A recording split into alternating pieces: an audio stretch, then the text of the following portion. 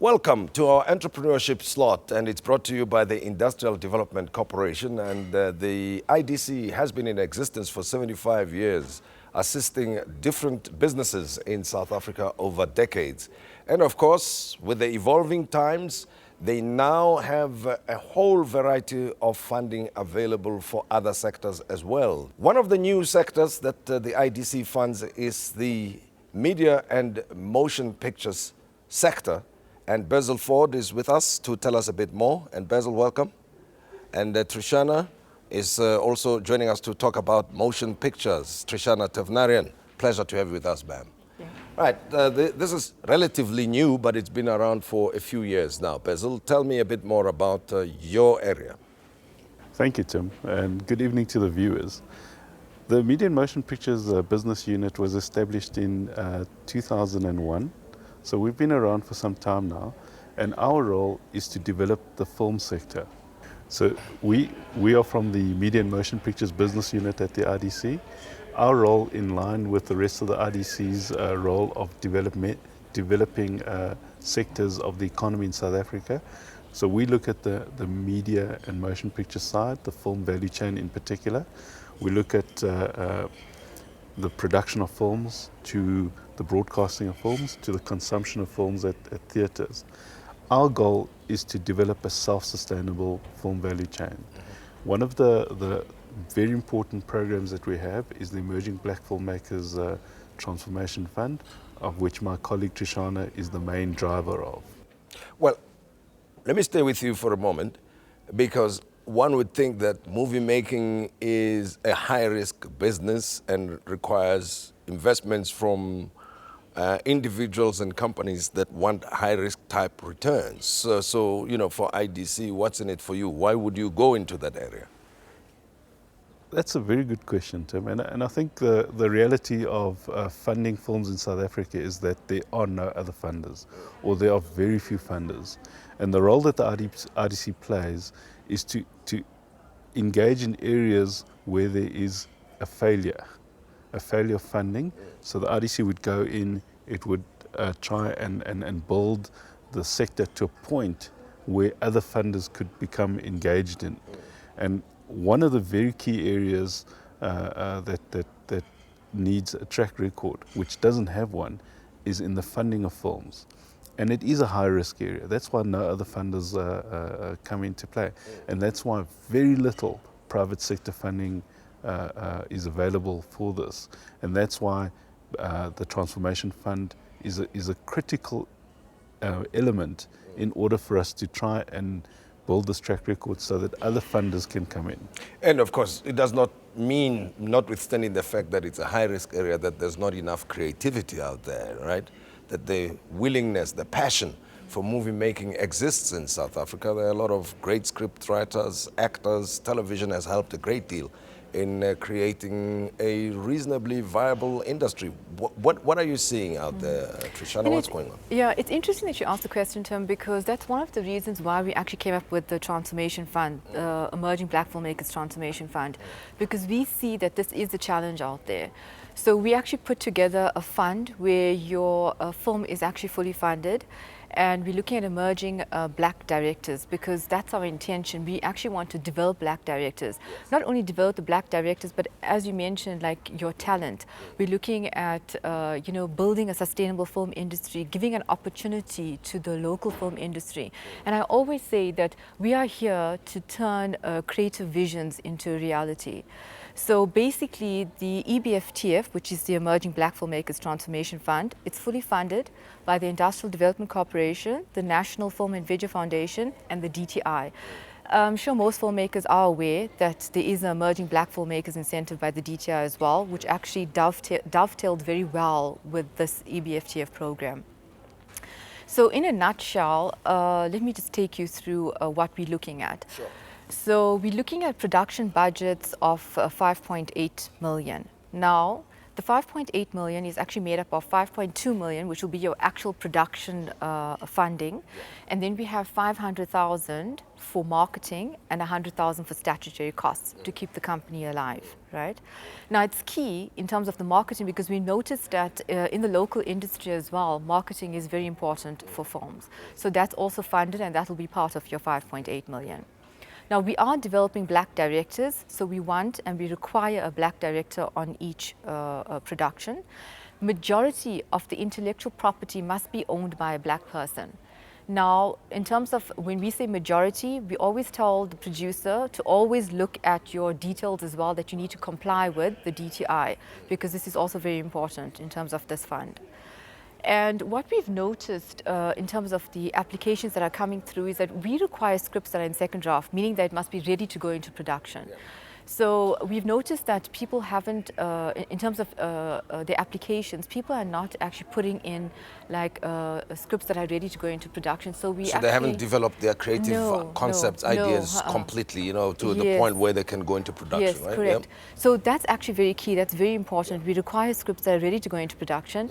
And we also need people to, look out for these calls that actually go through as well. Once these calls go out, we would actually say, okay, fine, in terms of, your applications that you put through, the NFVF will do a shortlist, which is based on your experience, the script, and looking at the budget. Now, the beauty of the whole thing is that we have something called the green light panel. And at the green light panel, we have the IDC that will sit on the National Film and Video Foundation, and we have the major distributors, which is key.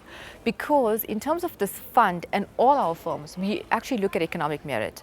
So we have invited the distributors to come on board, and they would actually want the director and the producer to pitch the project. So when they actually pitch it, we will have a discussion in terms of whether we can get involved, because we're looking at economic viability and commercial viability. So all these films are for theatrical release as well. But here's the point. I go back to what Basil spoke about earlier on in terms of the value chain, right? It's the production, which is important, and of course the fact that these productions must go into the theaters.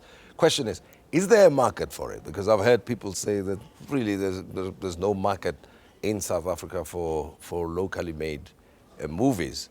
And I'm mindful of the fact that some of them will be for export anyway.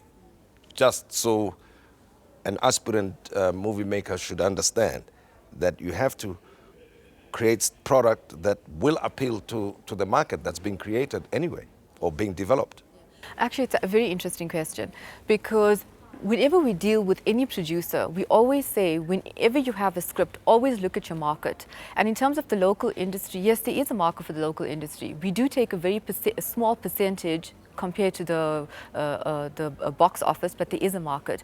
We always say, look at your market. So when people come up with their production budgets as well, people always say, I want to make something for 8 million or 9 million. But is there a market for it? So that's always a key question.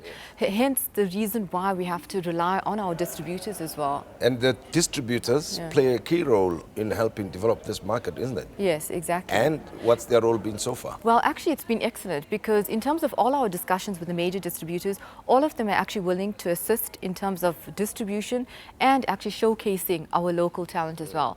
And believe it or not, they're actually interested in local content.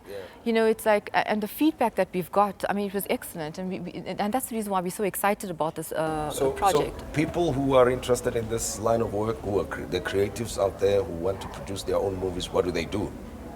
Where do they start? Obviously, the script must be ready for production. What else?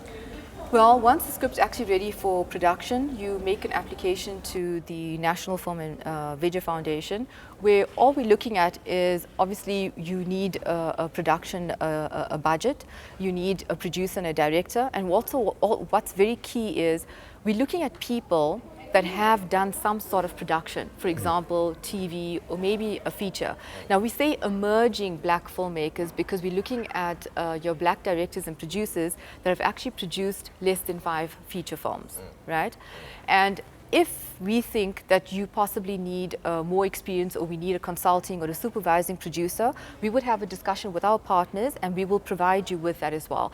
And that's the reason why we've actually dovetailed this with the National Film and Video Foundation, because they'll provide the supervision and the mentoring as well, which is very key. Sure. So we want to give an opportunity to the black filmmakers that have done like your TV productions and maybe a short film or a documentary. Now we need to take them to the next level.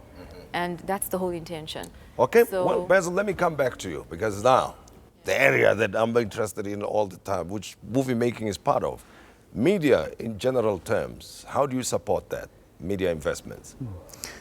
So our primary focus is on the film value chain. Yes. But we also look at broadcasting. So for example, we funded Power FM.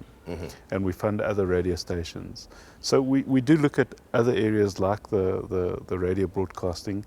Animation, which is also really part of the film sector as well, is also a very key component of this, because animation is an area that South Africa can be globally competitive. And we can be globally competitive because we have a layer of talent in this country that is world class. Unfortunately, that layer of talent is a little bit thin. So we need to broaden that layer.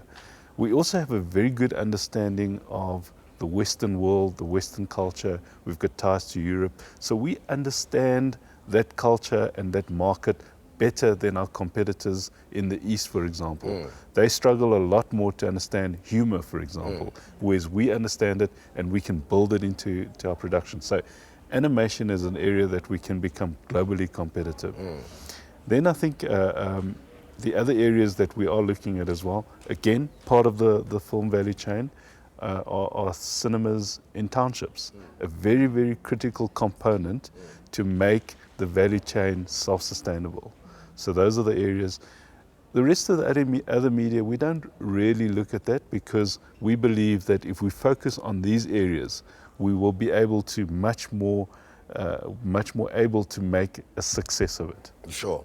Well, I like this conversation, and I think we're going to showcase some of the case studies, right, that have gone through your hands, that you've supported, who through their work and success will highlight or tell a better story of what we've been explaining here. So I'm looking forward to talking to some of the people that you have assisted. And thank you very much for talking to us. Lovely. We appreciate. So there you are. If you are a creative person and you want to go places, produce your own movie, not only for local consumption, but even for export. You are in animation, for instance, or you want to operate your own theaters in the townships or anywhere else in South Africa, the opportunities are there. Just get your business together, approach the IDC, and see where you can take your business to. And we wish you good luck in that regard. Basil and Trishana, much appreciated. That's it from us, and we invite you to join us again as we help make South Africa grow.